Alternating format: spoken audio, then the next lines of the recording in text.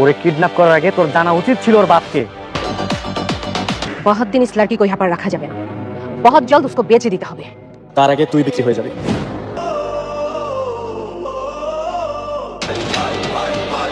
মরার আগে আমার দরকার লকারের লোকেশন।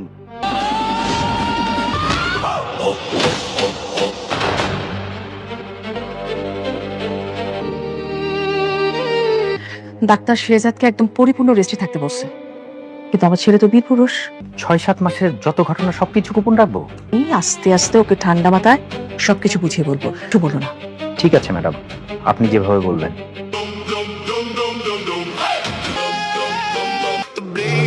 প্রিয় বন্ধুরা, 16 নম্বর পর্বে আপনারা দেখেছেন কিভাবে হঠাৎ করেই শাহজাদের হারিয়ে যাওয়া স্মৃতি ফিরে এসেছে। আর আজকের পর্বে এমন কিছু ঘটতে চলেছে যা পুরো গল্পের মোড় ঘুরিয়ে দেবে। তাই ভিডিওটি শুরু থেকে শেষ পর্যন্ত দেখুন। আর যদি এখনো আমাদের চ্যানেলটি সাবস্ক্রাইব না করে থাকেন, তাহলে এখনই লাইক, সাবস্ক্রাইব এবং বেল আইকনটি অন করে আমাদের সঙ্গে থাকুন। দুর্ঘটনার পর শাহজাদ তার স্মৃতিশক্তি হারিয়ে ফেলেছিল। সে নিজের মা, স্ত্রী ফাতেমা এবং পরিবারের কাউকেই চিনতে পারেনি। একসময় ভাগ্যের পরিহাসে সে অন্য একটি বাড়িতে আশ্রয় পায় এবং সেখানে কাজের লোক হিসেবে জীবন শুরু করে। সেই বাড়ির মেয়ে ঋতু ছিল অনেক অহংকারী। কাজের লোক বলে সে শাহজাদকে সবসময় ছোট করত, তার সঙ্গে খারাপ ব্যবহার করত এবং কখনোই তাকে নিজের সমান মনে করত না। কিন্তু পরিবারের অন্য সদস্যরা শাহজাদের সততা, ভদ্রতা ও ভালো ব্যবহার দেখে মুগ্ধ হয়ে যায়। তারা বুঝতে পারে শাহজাদ সাধারণ কোনো মানুষ নয়। একসময় পরিবারের সিদ্ধান্তে ঋতুর সঙ্গে শাহজাদের বিয়ে হয়। তবুও ঋতু এই বিয়ে মন থেকে মেনে নিতে পারেনি। সে সবসময় মনে করত শাহজাদ শুধু একজন কাজের। বিশ্বাস করেন, আমি পানিতে বৃষ্টি মিশাই নাই, বিশ্বাস করেন। অন্যদিকে শাহজাদও স্মৃতি হারিয়ে নিজের অতীত সম্পর্কে কিছুই জানত না। সময় এগিয়ে চলতে থাকে। ঠিক তখনই ঘটে জীবনের সবচেয়ে বড় ঘটনা। একদিন হঠাৎ শাহজাদের হারিয়ে যাওয়া স্মৃতি ফিরে আসে। সে তার মা, পরিবার এবং তার প্রথম স্ত্রী ফাতেমার কথা মনে করতে শুরু করে। অতীতের সব ঘটনা মনে পড়তেই শাহজাদ হতবাক হয়ে যায়। সে বুঝতে পারে ফাতেমা এতদিন তার জন্য অপেক্ষা করেছে, আর তার মা প্রতিদিন ছেলের ফিরে আসার প্রার্থনা করেছে। এদিকে ঋতুর জীবনেও নেমে আসে ঝড়। যে মানুষটিকে সে কাজের লোক ভেবে অবহেলা করেছিল, সেই মানুষটির জীবনে যে এত কিছু ভালোবাসা প্রকাশ এমন অমূল্যবান জিনিস দিয়ে করলে আজীবন মনে থাকবে। বড় ইতিহাস লুকিয়েছিল তা সে কখনো কল্পনাও করেনি। ঋতু বুঝতে পারে মানুষের পরিচয় তার পোশাক বা অবস্থান দিয়ে নয়, তার চরিত্র দিয়ে বিচার করা উচিত। কিন্তু তখন হয়তো অনেক দেরি হয়ে গেছে। শাহজাদ কি ফাতেমার কাছে ফিরে যাবে? ঋতুর ভবিষ্যৎ কি হবে?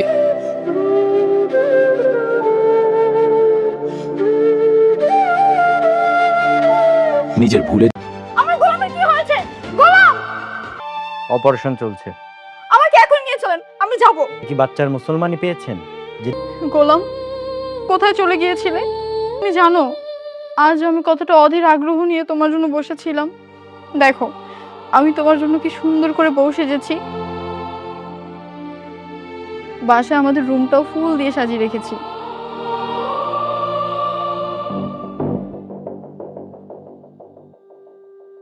ফাতেমা, এই মেয়ে কে? জন্য কি সে ক্ষমা পাবে? এই প্রশ্নগুলোর উত্তরই বদলে দেবে সবার জীবন। প্রিয় দর্শক, আপনাদের মতে শাহজাদের কি করা উচিত? সে কি ফাতেমার কাছে ফিরে যাবে, নাকি ঋতুকে আরেকটি সুযোগ দেওয়া উচিত? আপনাদের মত সহ্য করতে পারছে না, তারা নিশ্চয়ই নতুন কোনো ষড়যন্ত্র করবে। কারণ গল্পে ভালো মানুষ যত এগিয়ে যায়, শত্রুরাও তত শক্তিশালী হয়ে ওঠে। এই পর্বে আরেকটি বিষয় আমার খুব ভালো লেগেছে। নির্মাতারা কোনো চরিত্রকে সম্পূর্ণ ভালো কিংবা সম্পূর্ণ খারাপ হিসেবে দেখাননি।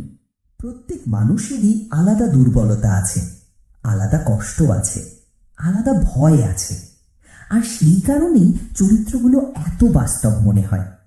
দর্শক তাদের সঙ্গে নিজের অনুভূতির মিল খুঁজে পান। এই নাটকের সবচেয়ে বড় শক্তি এখানে।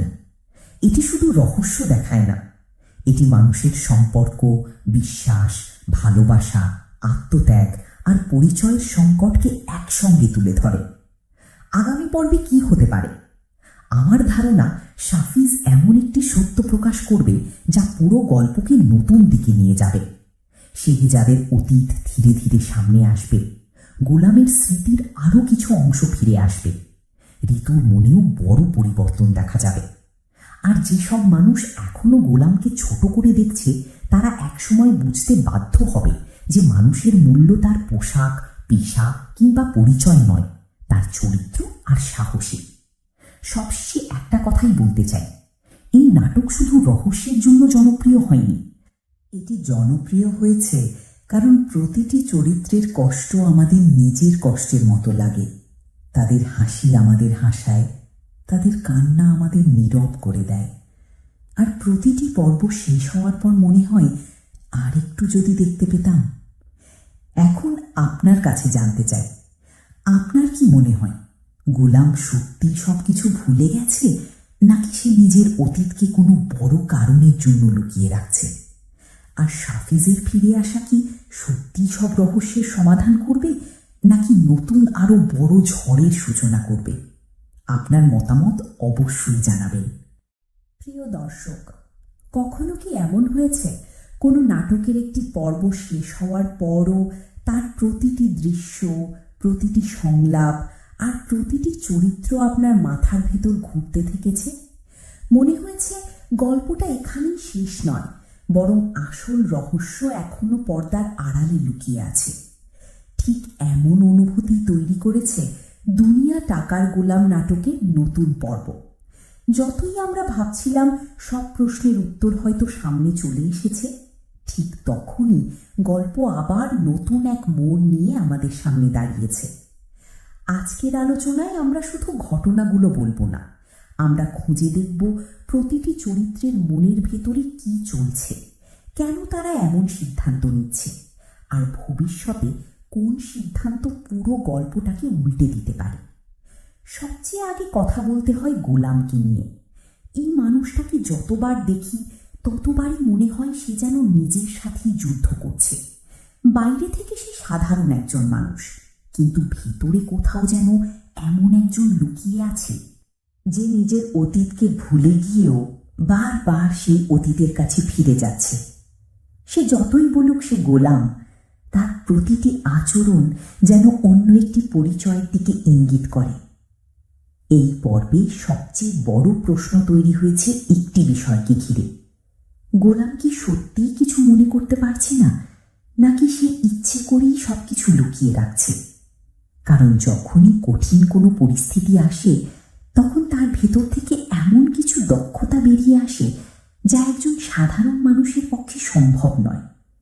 বিপদের মুহূর্তে সে যেভাবে সিদ্ধান্ত নেয়, যেভাবে পরিস্থিতি সামাল দেয়, তা দেখে মনে হয় তার ভেতরের মানুষটি এখনো পুরোপুরি হারিয়ে যায়নি। অন্যদিকে শেহজাদের স্ত্রীকে দেখে সত্যি কষ্ট লাগে। একজন মানুষ যার বিশ্বাস তার স্বামী এখনো বেঁচে আছে, কিন্তু সেই মানুষটি তাকে চিনতেই পারছে না। এই যন্ত্রণা ভাষায় প্রকাশ করা যায় না। তিনি কখনো রাগ করছেন, কখনো কান্না করছেন, আবার কখনো ধৈর্য ধরে অপেক্ষা করছেন, কারণ তার বিশ্বাস একদিন না একদিন সব স্মৃতি ফিরে আসবে। তার প্রতিটি আচরণের পেছনে রয়েছে অসীম ভালোবাসা। তিনি কাউকে জোর করে নিজের করে নিতে চান না। তিনি শুধু চান সত্যিটা সামনে আসুক। তিনি চান যাকে তিনি এতদিন ধরে খুঁজেছেন সে আবার আগের মতো ফিরে আসুক। এই পর্বে আরেকটি গুরুত্বপূর্ণ চরিত্র হচ্ছে ঋতু। শুরুতে তাকে দেখে মনে হতো সে শুধুই পরিস্থিতির শিকার, কিন্তু ধীরে ধীরে তার ভেতরের পরিবর্তন স্পষ্ট হয়ে উঠছে। সে এখন আর আগের মতো শুধুই সন্দেহ করে না, বরং গোলামের প্রতিটি কাজ তাকে নতুন করে ভাবতে বাধ্য করছে। বিশেষ করে পার্টির ঘটনাটি অনেক কিছু বদলে দিয়েছে। যখন সবাই গোলামকে অপমান করছিল, তখন ঋতু যেভাবে তার পাশে দাঁড়িয়েছে, সেটি শুধু একজন স্ত্রীর দায়িত্ব ছিল না, সেটি ছিল একজন মানুষের প্রতি আর একজন মানুষের সম্মান দেখানোর মুহূর্ত। এই দৃশ্যটি পুরো পর্বের অন্যতম সেরা অংশ, কারণ এখানে ভালোবাসা মুখে বলা হয়নি, ভালোবাসা প্রকাশ পেয়েছে সম্মানের মাধ্যমে। গোলামের চোখে তখন যে বিস্ময় ছিল সেটি খুবই স্বাভাবিক, কারণ সে নিজেও হয়তো ভাবেনি যে মানুষটি এতদিন তাকে দূরে সরিয়ে রেখেছিল সেই মানুষই সবার সামনে তার সম্মানের জন্য লড়াই করবে। এই পরিবর্তন খুব ধীরে ধীরে এসেছে, আর এই ধীর পরিবর্তনই গল্পটাকে বাস্তব করে তুলেছে। এখন আসি সবচেয়ে রহস্যময় অংশে, সাফিজের ফিরে আসা। অনেক দর্শক হয়তো এই চরিত্রটাকে ভুলে গিয়েছিলেন, কিন্তু নির্মাতারা তাকে এমন সময় ফিরিয়ে এনেছেন যখন গল্পে একজন সত্য জানে এমন মানুষের খুব প্রয়োজন ছিল। সাফিজ জানে সেই রাতের ঘটনা, সে জানে শেখজাদের উপর কি হামলা হয়েছিল, সে জানে কেন এত বড় ভুল বোঝাবুঝি তৈরি হয়েছে। তাই তার ফিরে আসা মানে গল্পের নতুন সত্য প্রকাশ পাওয়ার সম্ভাবনা। কিন্তু এখানেও একটি প্রশ্ন থেকে যায়, সাফিজ কি সত্যিই সব জানে, নাকি সেও এমন কোনো সত্যের শিকার যা এখনো দর্শকের সামনে আসেনি? এই রহস্যই আগামী পর্বগুলোর প্রতি আগ্রহ আরও বাড়িয়ে দিয়েছে। আরেকটি গুরুত্বপূর্ণ বিষয় হচ্ছে সুইস ব্যাংকের অর্থের রহস্য। খলনায়ক যখন গোলামের কাছ থেকে গোপন সংকেত জানতে চাইল, তখন সবাই ভেবেছিল এখানেই হয়তো সত্য প্রকাশ হয়ে যাবে। কিন্তু অবাক করার বিষয়, গোলাম নিজেও বুঝতে পারল না কিভাবে সে সেই গোপন সংকেত বলে ফেলল। এই দৃশ্যটি নাটকের সবচেয়ে শক্তিশালী ইঙ্গিত, কারণ স্মৃতি যদি সত্যিই হারিয়ে যায় তাহলে এত গোপন তথ্য সে জানল কিভাবে? এখানেই দর্শকদের মনে সন্দেহ আরো গভীর হয়েছে। হয়তো স্মৃতি পুরোপুরি হারায়নি, হয়তো স্মৃতিগুলো কোথাও চাপা পড়ে আছে, আর বিপদের মুহূর্তে সেগুলো নিজে থেকেই বেরিয়ে আসছে। গোলামের মানসিক অবস্থাও খুব সূক্ষ্মভাবে দেখানো হয়েছে। সে নিজেই নিজের ওপর বিশ্বাস রাখতে পারছে না।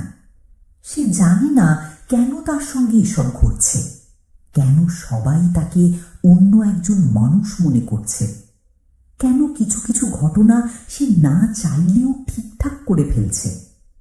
এই ভেতরের দ্বন্দ্বই চরিত্রটিকে অসাধারণ করে তুলেছে। এদিকে পরিবারের ভেতরেও নতুন সংঘাত শুরু হয়েছে।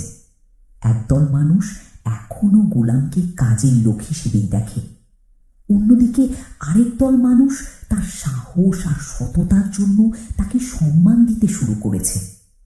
এই দ্বন্দ্ব ভবিষ্যতে আরো বড় সংঘর্ষের জন্ম দিতে পারে, বিশেষ করে যেসব মানুষ গোলামের জনপ্রিয়তা সহ্য করতে পারছে না তারা নিশ্চয়ই নতুন কোনো ষড়যন্ত্র করবে।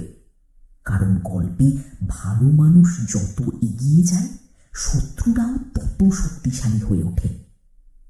এই পর্বে আরেকটি বিষয় আমার